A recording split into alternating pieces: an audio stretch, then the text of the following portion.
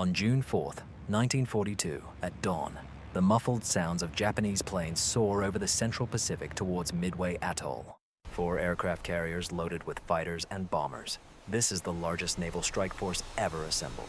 Japan is preparing to complete what began at Pearl Harbor, the total destruction of the U.S. Pacific Fleet. But let's change one circumstance. At a speed that seems impossible, something that shouldn't exist for another 74 years rushes by. USS Zumwalt, a 15-ton stealth destroyer from the year 2016, armed with weapons capable of erasing cities and radar that can predict the weather. What will happen when the most modern warship on Earth collides with the Imperial Japanese fleet at its peak power? This is not the outdated destroyer your great-grandfather talks about. The USS Zumwalt looks like it was designed by aliens who hate enemy radars. Its angular body leaves a radar signature like that of a fishing vessel, despite being a 620-foot ship of pure technological horror. This is what is on board this floating supercomputer. 80 vertical launch systems loaded with enough guided missiles to erase small countries from the face of the Earth. The text discusses SM-6 missiles that can shoot down planes from over 150 miles away, Tomahawk cruise missiles with a range of 1,000 miles that can penetrate a window and explode exactly where it's undesirable, and ESSM missiles for defense against anything that dares to approach. But that's not all. 2 advanced artillery systems with a caliber of 155 millimeters designed to shoot accurately over 80 miles. Unfortunately, these miracle shells cost more than a Lamborghini, and their production was canceled. The instruments are essentially expensive paperweights. The brain of the ship is the AN SPY-3 radar complex, capable of tracking hundreds of targets simultaneously, brewing coffee, and calculating your taxes. He sees everything, tracks everything, and can guide missiles to hit a golf ball moving at 600 miles per hour. With a power of 78 megawatts, enough to light a small town, this ship moves at over 30 knots, making less noise than a library. In 1942, it is essentially a temporary battle machine controlled by wizards. However, even this giant cannot turn Midway into a typical Thursday, because Admiral Yamamoto is not joking. He brought with him the royal jewels of the Imperial Japanese Navy, 4 aircraft carriers that attacked Pearl Harbor 6 months ago: Akagi, Kaga, Soryu, and Hiryu. Floating airports filled with 272 of Japan's best pilots, commanding Zero fighters, Kate bombers, and Val aircraft. These are not just aircraft carriers, they are the most experienced air forces on the planet, having just conquered half of the Pacific Ocean. Their Mitsubishi A6M0 fighters are fast, maneuverable, and piloted by those who have honed their skills since the 1930s. Battleships, cruisers, and destroyers support this air fleet. Over 100 warships, and on the horizon, the battleship Yamato is concealed, armed with 18-inch guns capable of firing shells the size of a Volkswagen. But here's the thing. These ships are fighting as if the year is 1942, probably because that's just how it is. We talk about visual target detection, primitive radar, and manual fire control. They need to see their targets to shoot at them, and the range of their most powerful weapon is maybe 25 miles on a good day. The Zumwalt can strike them from a distance equal to the next postal code. At 14:30, the first wave of Japanese planes takes off from the aircraft carriers, consisting of 108 aircraft. They are heading towards Midway, flying in a tight formation, confident in their numerical superiority. Hundreds of miles away, the Zumwalt radar lights them up like Christmas lights, and the ship's combat system processes the threat in microseconds. The result is firing at targets. Japanese pilots are unaware that they are about to become part of the most one-sided slaughter in history. The first SM-6 missile swiftly ascends into the morning sky at a speed of 3.5 Mach. Then another, and another. These are not primitive missiles from 1942.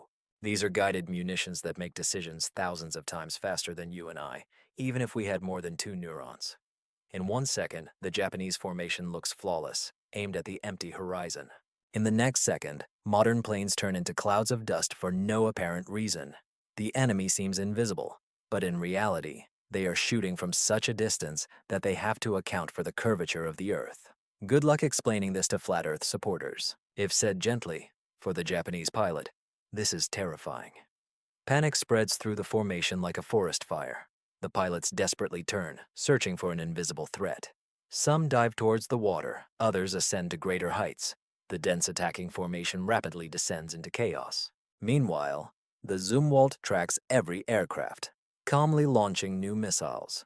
Its computer brain does not waver, and certainly does not miss. For the Zumwalt, sending prepared fighter pilots to God by the dozens is just an ordinary Thursday. When the survivors reach Midway, and if the floating Armageddon is favorable to them, about half of the attacking force has mysteriously vanished. The remaining planes drop their bombs chaotically before panicking back to their aircraft carriers, reporting impossible losses and blaming a ghost.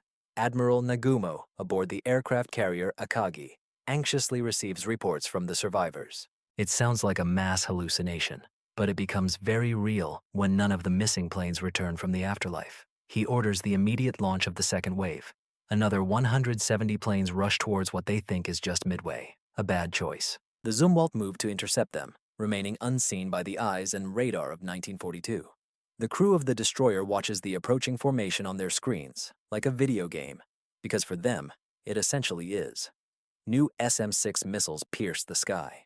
Japanese Zeros, the terror of the Pacific, scatter like paper airplanes in a hurricane. The Kate bombers, loaded with munitions for an attack on ships, turn into fireballs even before realizing they are under attack. The psychological effect is catastrophic. Pilot veterans who dominated every sky suddenly find themselves helpless against an enemy they cannot see or fight, let alone defeat. With the airborne threat neutralized, the Zumwalt goes on the offensive.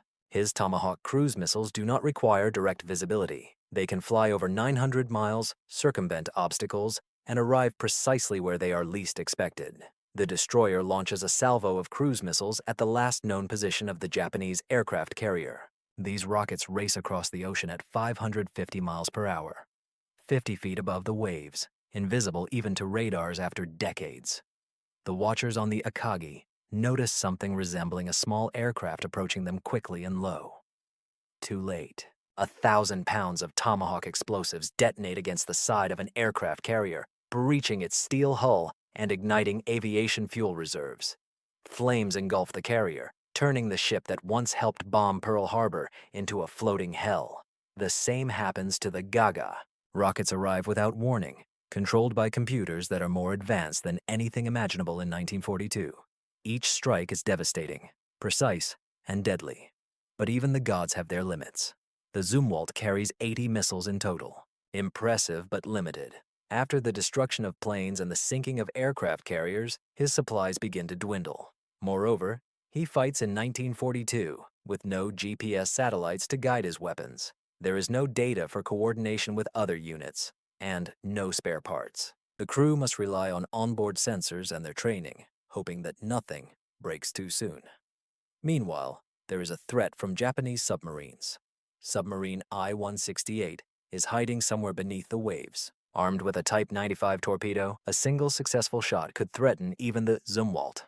And although it is invisible to radars of 1942, this floating monster is hard to miss from a periscope.